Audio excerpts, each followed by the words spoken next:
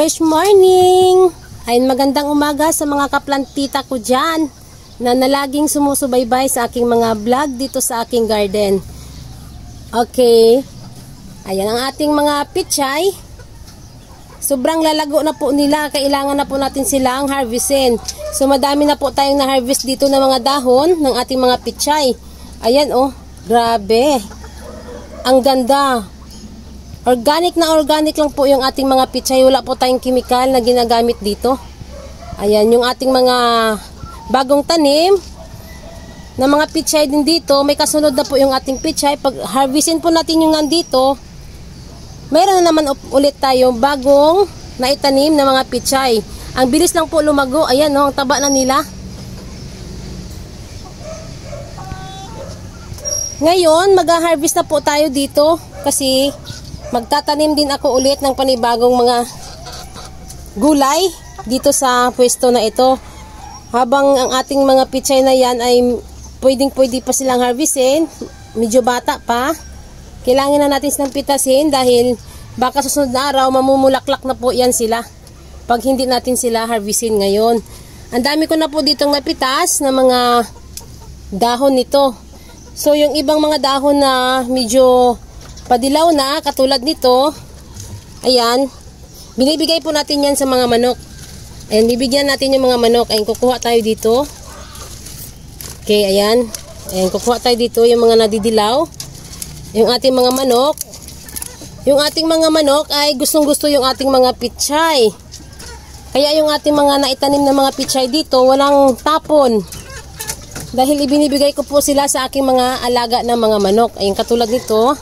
Ayan, nagdidilaw na po yan ng mga dahon. Kukunin natin yan. Ibibigay natin yan doon sa ating mga manok.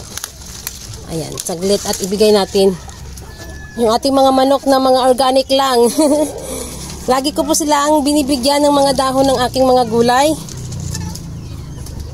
Ayan, andito po yung aking mga manok. Oh, malapit lang ang aking mga manok. Ayan sila oh. Nakaabang na sila lahat. Ayan, mga manok ko dyan. Ang daming mga manok. Ayan, nakasilip. Yung iba ko mga manok nandun sa kabila. Saglit at bibigay natin sa kanila ang ating mga pichay. Ayan, oh, gusto nila yan. Ayan, natatakot sila. Ayan, oh. Ayan, mamaya. Oh, ayan na. Dito sa kabila. Ayan, oh, kinakain nila. Oh, diba? Ayan. Gusto nila yan, maya-maya ubos lahat yan. Yung nandito, yung ating mga manok dito. Tingnan nyo, bibigyan natin sila. Yan, gusto nila yan, mga pichay. Ayan, ang mga nguso na kalawa. Antay lang at isa-isa ko kayong bibigyan. Diyan sa baba, doon sa kabila, ganun din yung aking mga manok doon. Yan, bibigay tayo ulit dito tayo. Magkukuha tayo dito ng mga... Kasi masasayang lang po yung mga dilaw na yan, maitatapon lang din natin yan. Ang ating mga manok ay nakaabang, gustong-gusto nila yan, yung mga pichay. Ayan, kukuha tayo dyan para ibigay natin sa kanila isa-isa. Ayan o, hindi talaga maiwasan yung merong tatanda ng mga dahon. Tulad yan. Kukunin natin yan.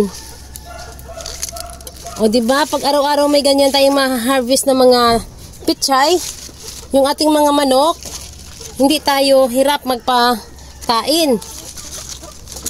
Ganyan po ang ginagawa ko, yung aking mga manok. Pag halimbawa, hindi ko sila mabibigyan ng pagkain, kasi gusto ko sila kasi hindi sila magkakaroon ng mga bulati. Kasi yung mga dahon na yan, parang pang ano nila yan eh, pampurga para sa akin. Kasi lagi ko silang binibigyan ng pichay or dahon ng mga litos ko dito. Pag halimbawa may tanim akong litos, binibigyan ko sila ng mga dahon. So yung ating mga manok, wala po silang mga bulati. Parang katulad din yan ng mga pusa. Yung aking sibunjing, ay kumakain po siya ng tanglad, kaya wala po siyang bulati. Halimbawa sumasakit yung tiyan ng aking pusa, ayan, kumakain lang po siya ng tanglad. Kaya bibigyan natin yung ating mga manok dito. Yung ating mga manok. Uy, saglit. Takaw siya. Doon tayo sa kabila. Ayun, meron pa dyan sa baba. Lahat po yan. Nandun sa kabila, marami tayong mga manok. Ayan, kakain. Ay, nahulog. Antay lang. Okay, ayan. Okay, ayan, natatakaw nila, diba? Natatakaw na sa pichay. Nasanay na po kasi sila na binibigyan ko sila ng mga pichay. Ayan, tulad niya, naubos na po nila yung isa. Ayan, tinutuka-tuka pa nila. Okay, dito. Uy, takot siya. Ayan, dito, mga tulog pa yung iba. Maaga pa tayo dito. Okay, ikaw, matakaw ka kasi sa pichay. Ayan, dito yung aking ibang manok. Ayan, oh, ayan. Kumakain yan sila ng mga pichay. Ito. Ayan ko, ang kakain. Diba, nakakatuwa tayo, ano? Kahit nasa garden lang tayo o nasa rooftop lang tayo, pwede tayo mag-alaga ng manok. Doon sa kabila, ang dami nating manok. Silipin natin sila. Ayan, ibibigay natin ito mamaya doon sa kanila. Ayan, oh, yung aking mga manok dyan. Silipin natin. Ayan, daan muna tayo dito. Ayan sila, oh. Ito yung na-vlog natin nakaraan na mga sisiw pa lang sila. Ayan, andun sila sa ilalim. Ayun, oh, nakita nyo. Ayan, maglilinis pa ako dyan mamaya. Kasi umulan kagabi. 5 po sila dyan sa baba. 5. Ayan, hindi natin makita. Nasa ilalim kasi sila. So, dito ko yan nilagay. Ayun, oh. Ayun, umakyat yung isa. Ayan. Ayan, sa sunod na araw, i-update natin yung ating mga manok. Dahil nung nakaraan na ipa-incubate natin sila, ngayon malalaki na. Malalaki na sila. Okay, ayan. Ibibigay muna natin sa aking mga manok dito. Itong mga dahon ng mga pichay. Ayan, natatakaw nila.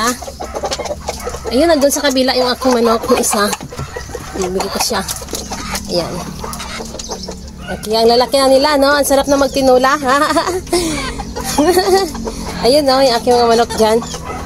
Ayan. Ang dami yan, mga manok ko dyan. Nandito sa ilalim yung isa, oh. Ayan, oh. Andyan sila, oh. Ayan, oh. Ayan, may kulungan dyan sa ilalim. O, diba? Kaya yung ating mga pichay, hindi po sila masasayang. Kasi meron tayong mga manok na kakain sa mga gulay natin na nasisira lang. Ayan, tara at tayo ay magha-harvest na ng ating mga pichay.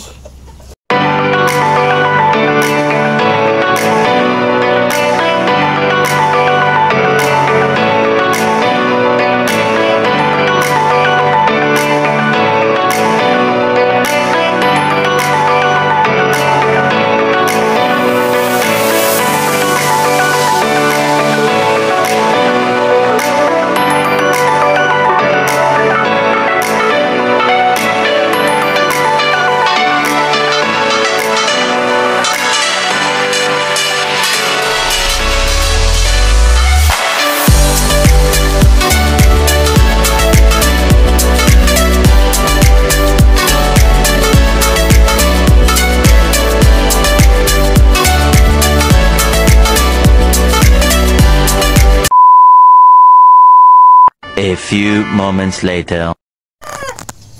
Okay, ayan po yung ating na-harvest na mga pichay. Oh, wow. Ang gaganda ng dahon, ano? Ayan, lilinisin na po natin yan dahil mamaya, bubugkalin na po natin, tatanggalin natin yung mga puno ng ating mga pichay na pinagtaniman dito sa paso na to. So, pahingahan natin muna yung ating mga paso pagkatapos nating bugkalin itong mga puno ng mga pichay para maglalagay tayo dito ng mga panibagong mga compost na ginawa natin para sa sunod na pagtatanim, matataba ulit yung ating maitatanim dito ng mga gulay na ating mabibili ng mga seeds. Ayan, at tayo na ay itatali na natin ito dahil ang nag-order nito ay nag-aabang na dahil lulutuin na daw ito nila. Okay, tara at tayo ay magtatali na ng ating mga pichay at lilinisin pa natin yan. Later. Okay, ayan, natapos na rin nating itali yung ating mga pichay. So, ito yung ating mga pichay. Ayan, ang dami natin harvest today. Yung nakaraan, nakapag-harvest na po tayo dito ng mga pichay. So, ngayon, ito ang pinakahuli nating harvest. Ayan, ganito rin po ang na-harvest natin nung nakaraan. Ang dami po nating na-harvest sa isang puno lang. Dahil dahon-dahon lang po yung ating pinitas nung nakaraan. Ayan, ngayon, binunot na natin. Kaya, ayan, naka 200 po tayo ngayon. Ayan po yung ating na-harvest today. Ayan sa mga mami at daddy dyan, pwede na po kayo makapag tanim na mga pichay. 24 days lang, pwede na po kayo makapag-harvest. Katulad nito, ayan, silipin natin. Ayan po yung ating mga bagong tanim dyan. Ayan, wala pa po siyang 24 days. Ayan, ito po yung mga bago kong transfer dito. Ayan, ganyan na po sila kalalago ngayon. Ganyan na po kalalaki. Kaya, yung ating mga pichay, makakapagbinta po tayo ng marami sa isang puno. So, mabibilang natin pag mataba po yung ating pichay. Sa isang puno, maka 50 pesos po tayo. Maka 5 harvest po tayo sa isang puno na yan. Dahil hanggat hindi po nagbubulaklak yung ating pichay, siya po ay magdadahon at magdadahon. Basta malulusog lang po sila. Ayan po yung ating mga pichay na bagong mga tanim. Kaya ngayon, yung ating mga pinagtabasan, pinagbunutan, pinagharvestan ng ating mga pichay, ayan na po sila oh. Nakita nyo po yung kanilang mga puno. Ayan, ang lalaki na, diba? Nakailang harvest tayo dyan. Kaya, ayan na pa, ngayon, na-harvest na natin lahat. Magtatanim na naman po ulit tayo ng panibago. Okay, ayan. At ihatid na po natin yung ating mga pichay na na-harvest. Dahil, ayan na po ang ating pichay. Lalagyan na po natin yan sa mga plastic. Doon sa mga nag-order nito, ihatid na po ito ngayon. Okay, ayan. Thank you. At tayo ay magtatapos na sa pagbablog. Dahil tatapusin po natin yung ating pinag-harvestan, ang ating paso doon, bubugkalin muna natin. Tanggalin natin yung mga puno na pinagputulan ng ating mga pichay. Okay, ayan, thank you sa inyong lahat. Sa walang sawang panunood sa aking mga vlog. Please subscribe my channel, In Thy Name's Rooftop Garden. Bye!